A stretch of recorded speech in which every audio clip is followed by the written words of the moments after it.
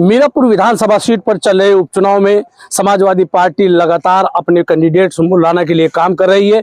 हमारे साथ समाजवादी पार्टी मुजफ्फरनगर के जिलाध्यक्ष जिया चौधरी हैं। जिया चौधरी से जानेंगे कि मीरापुर विधानसभा सीट पर क्या समीकरण है, क्या उनके मुद्दे हैं और वो अपने प्रत्याशी के लिए किस तरह वोट मांग रहे हैं और क्या समाजवादी पार्टी में कुछ भीतरघात की भी सुगवाट है। जिया जी, सबसे पहले बताइए, सुम्बुलाना को जिताने के लिए क्या रणनीति है? आपने zone, sector wise, booth wise sub committee बनाई है, तो किस तरह वो कमेटी कर रही है और क्या आपका पूरा एक मिशन है? सबसे पहले तो मैं ये स्पष्ट कर देना चाहता हूं कि समाजवादी पार्टी में कोई भीतरघात नहीं है। समाजवादी भीतरघात के सवाल में बाद में आऊंगा, अभी तो मैं पूछ रहा हूं कि सुम्बुलाना के लिए क्या एक रणनीति जिया चौधरी ने जिलाध्यक्ष के तौर पर बनाई है? देखिए, जो रणनीति बनी थी वो मैदान में एग्जीक्यूट है और पूरी तरीके से समाजवादी पार्टी के प्रत्याशी के पक्ष में माहौल है और हम ये चुनाव जीत रहे हैं, ऐसा हमारा विश्वास है। अब चुनाव में 3 दिन रह गए हैं। आदरणीय राष्ट्रीय अध्यक्ष अखिलेश यादव जी कल एक विशाल जनसभा को संबोधित करेंगे और पूरी मीरापुर की आवाम में उनको सुनने के लिए एक उत्साह है और जो कोई कमी पेशी रह गई होगी कल उनके आ जाने से वो भी पूरी हो जाएगी। वो तो पूरी हो जाएगी, लेकिन संगठन में जिनको जिम्मेदारी दी गई है, आपके उन कार्यकर्ता का अनऑफिशियल कहना है कि संगठन जो रिपोर्ट, जो बूथ स्तर पे, जोन स्तर पे जो रिपोर्ट दी जा रही है, उस पे जो प्रत्याशी के ससुर है उस पर कोई ध्यान नहीं दे रहे हैं। कादिर राणा जी उसको समझने की कोशिश नहीं कर रहे क्योंकि कहाँ कमी है, कहाँ ठीक है, वो रिपोर्टिंग हम कर रहे हैं लेकिन उस पर काम नहीं हो रहा। ऐसा है, एक हमारे पास एक बहुत बड़ा संगठन है और सभी लोग संगठन के जोन प्रभारी नहीं है। नहीं, जो जोन प्रभारी हैं, मैं उनकी बात कर रहा हूँ। अगर कोई जोन प्रभारी ऐसा कह रहा है तो उसका नाम बताइए स्पष्ट हमें। कोई जोन प्रभारी, सबकी समीक्षा मैं खुद करता हूँ, सबका डिटेल रोज प्रत्याशी के साथ वर्कआउट होता है रात को कि कौन कहाँ गया। किसी ने अगर नाराज की समस्या बताई तो उस पर हम खुद बात करते हैं। ऐसा कोई हमारा जोन प्रभारी नहीं है। जो ये तथ्य आपके माध्यम से मुझे पता चला, 20 दिन से चुनाव चल रहा है, मेरे पास ऐसी कोई शिकायत है ही नहीं। नहीं, कुछ कार्यकर्ता, मैं तो उन्हीं की बात बता रहा हूँ, नाम नहीं बताया, लेकिन उन्होंने कहा जो हम कमियां बताई जा रही हैं प्रत्याशी की तरफ से, उस पर कोई काम नहीं हो रहा। आप बेहतर काम कर रहे हैं। आपके के बारे में उनका ये कहना है कि जिलाध्यक्ष ने जो जिम्मेदारी दी उसको था, लेकिन जब वो ऊपर जाती है तो कहीं ना कहीं वो दब जाती है। देखिए, एक बात सुनिए, संगठन जिलाध्यक्ष का होता है। अगर संगठन के किसी की बात नहीं सुनी जा रही तो वो हमसे बात कर ले। प्रत्याशी के पास इतना समय नहीं होता, सब चीजों को वो सॉर्ट आउट खुद करते हैं। संगठन किस लिए है, हम किस लिए हैं? पार्टी की बड़ी लीडरशिप यहाँ पर है। राष्ट्रीय महासचिव को, इतने बड़े कद्दावर नेता को प्रभारी बनाया हुआ है। 3-3, 4-4 सह प्रभारी हैं। हम कादिर राणा साहब हैं, पिछले 5 महीने से यहाँ काम किए हुए। अगर किसी की कोई, मुझे लगता नहीं ऐसा, मेरे पास तो कोई आ नहीं रहा कि भाई मुझे मेरी बात बता रहे। लेकिन बहुत सारे नेताओं का यह कहना है कि उनको ये कह दिया गया कि आप घर बैठिए, अपने हमारी अपनी टीम काम कर रही है। ये भीतरघात में, इसलिए मैंने भीतरघात का शब्द का इस्तेमाल किया। कुछ नेताओं का यह कहना है कि हमको कह दिया गया आप अलग रहिए, हमने अपनी टीम लगा दी है। देखिए, प्रत्याशी, ये एक ट्रेंड है कि प्रत्याशी अपनी टीम के हिसाब से भी चुनाव लड़ता है, लेकिन मेरे और उनके बीच में पूरी तरीके से तालमेल है और एक पूरी पार्टी की वरिष्ठ लीडरशिप के साथ, उसमें प्रभारी हरेंद्र मलिक जी पे थे, जिन पे पार्टी के जोन की ड्यूटी लगाई गई थी। सब सलाह मशवरा करके पूरी पार्टी से लगवाई गई थी कि किसकी कहाँ आवश्यकता है।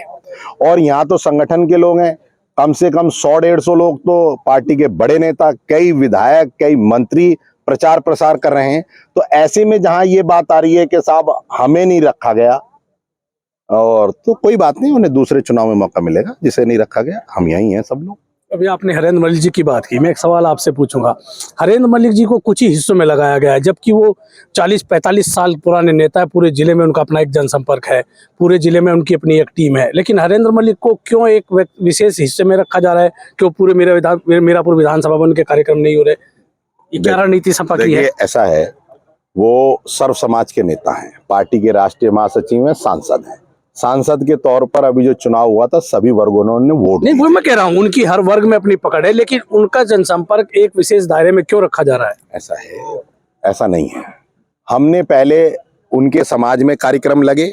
आदमी सबसे पहले अपने बूथ पे ताकतवर होता है, फिर अपने समाज में ताकतवर होता है। वो सर्व समाज के नेता हैं। आने वाले 2 दिन जो बचे हैं उनके कार्यक्रम लगे हैं, आपको जमीन पर वो कार्यक्रम सर्व समाज में दिखाई देंगे। अभी वो फाइनेंस कमेटी के सदस्य हैं, तो इसमें वो 2-3 दिन चुनाव में नहीं रह पाए थे क्योंकि उनकी कहीं बैठक थी, तो वो उनके कार्यक्रम लगे हुए। और मैं जानकारी देना चाहता हूँ, पंकज मलिक एक बहुत बड़ा सम्मेलन सर्व समाज का कर रहे हैं मोरना में, और वो 17 में है और एक 18 में है। कल की रैली के बाद दोनों विधायक जी और सांसद जी दोनों ने अपने अपने कार्यक्रम सर्व समाज में निर्धारित किए हैं। आपको 2 दिन के अंदर दिखाई देगा। क्या होता है कि हमने ऐसा नहीं लगता कि इनका कार्यक्रम पहले से होना चाहिए था? काफी दिन थे बीच में रहा, तो उनके कार्यक्रम पहले से ज्यादा होने चाहिए थे ताकि समाजवादी पार्टी के पक्ष में एक माहौल बनता। मैं आपको बताऊं, विधायक जी लगातार काम कर रहे हैं। एमपी साहब जितने दिन दिए, इकरा हसन जी ने 2 दिन दिए तो 2 दिन उनके कार्यक्रम लगाए गए। किसी भी जनप्रतिनिधि की अपनी भी एक व्यवस्था होती है। मैंने बताया ना 3 दिन 4 दिन से वो कमेटी में। अभी आपने इकरा हसन का जिक्र किया। इकरा हसन की एक फैन फॉलोइंग है मीरापुर में उनकी। फिर कुछ लोगों ने भी हमसे भी कहा कि इकरा हसन के फिर दौरा होना चाहिए ताकि जो नाराजगी, जो ओवैसी की पतंग थोड़ी सी उड़ रही है, उनके दौरे से बहुत प्रभावित हो सकती है। तो क्या इकरा हसन फिर आएंगी? इकरा हसन जी से मैंने खुद व्यक्तिगत अनुरोध भी किया था, लेकिन उनको महाराष्ट्र भी भेजा गया है और उसके बाद संभवतः वो 17 तारीख में नॉर्वे जा रही हैं। यूथ पार्लियामेंट्री की कोई बैठक है, तो समय का अभाव हो सकता है। उन्होंने 2 दिन में बहुत कुछ संभालने की बात जो थी वो संभाली है, आकर कैंपेन किया है, और ठीक वो एक हमारी स्टार प्रचारक हैं। और अगर खुद फिर संपर्क करेंगे आज, अगर उनकी आवश्यकता है और उन पर समय होगा तो वो फिर आएंगे। तो मीरापुर विधानसभा में आप लगातार घूम रहे हैं, प्रत्याशी बाद में डिक्लेयर हुआ, आप लगातार मीरापुर विधानसभा में घूमते रहे, गांव दर गांव जाते रहे, तो मीरापुर विधानसभा के लोगों से क्या कहेंगे कि वो सुंबुल राणा को वोट करें? देखिए, मैं एक बात ये स्पष्ट कर देना चाहता हूं कि आदरणीय राष्ट्रीय अध्यक्ष जी ने जैसे ही हम ये सीट हारे थे और समीक्षा हुई थी बिजनौर लोकसभा की, तो मुझसे ये कहा था कि आप मीरापुर पर जाकर अपना डेरा डाल दीजिए, मुझे वो सीट भाजपा और लोकदल से हर हाल में लाके दीजिए। उसी रणनीति के तहत मैंने यहाँ पे 6 महीने वर्कआउट किया। मैं जरूर टिकट मांग रहा था, लेकिन जिलाध्यक्ष होने के नाते मेरी प्राथमिकता पहले नंबर पर सीट जीतना है और दूसरे नंबर पर चुनाव लड़ना थी। मीरापुर विधानसभा के लोग और आवाम बहुत अच्छी है, उन्होंने बहुत प्यार दिया। समाजवादी पार्टी यहाँ पर जीतती रही है। 2022 पे चंदन चौहान जी हमारे बूते जीते थे, 2017 में भी हम यहाँ जीते थे, लेकिन मनगढ़ंत और षड्यंत्र के तहत हमसे वो सर्टिफिकेट हाजी लियाकत का छीन लिया गया था।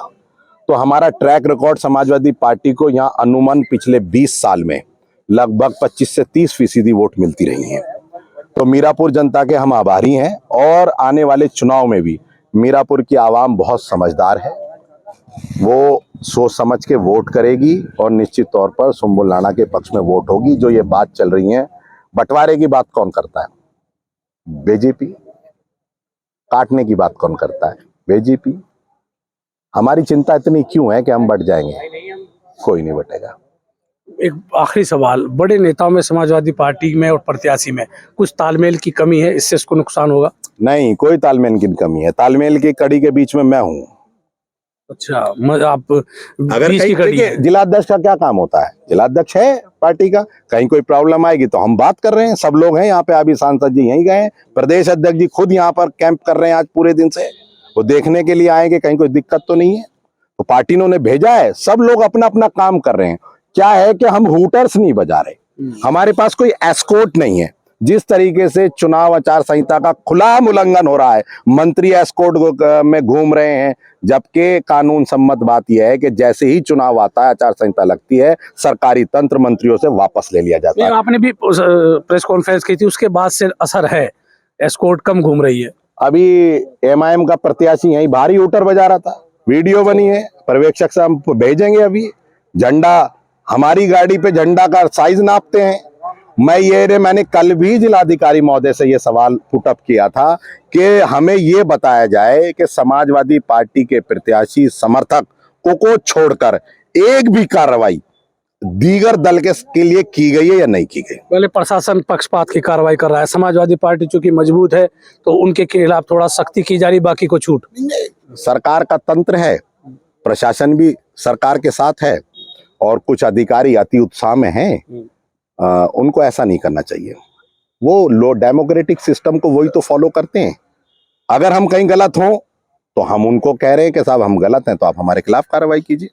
आपका कहना है सत्ता पक्ष सीधा सीधा आदर्श आचार संहिता का उल्लंघन कर रहा है? सीधा मंत्रियां, राजस्व मंत्री डीलरों की बैठक ले रहा है और यहाँ के कैबिनेट मिनिस्टर अनिल कुमार बैठक कर रहे हैं, प्रधानों को बुलाकर धमका रहे हैं। वो तो कहीं ना कहीं थे भी समाजवादी पार्टी के, राष्ट्रीय लोकदल से सिंबल सपा नहीं दिलाया था उन्हें।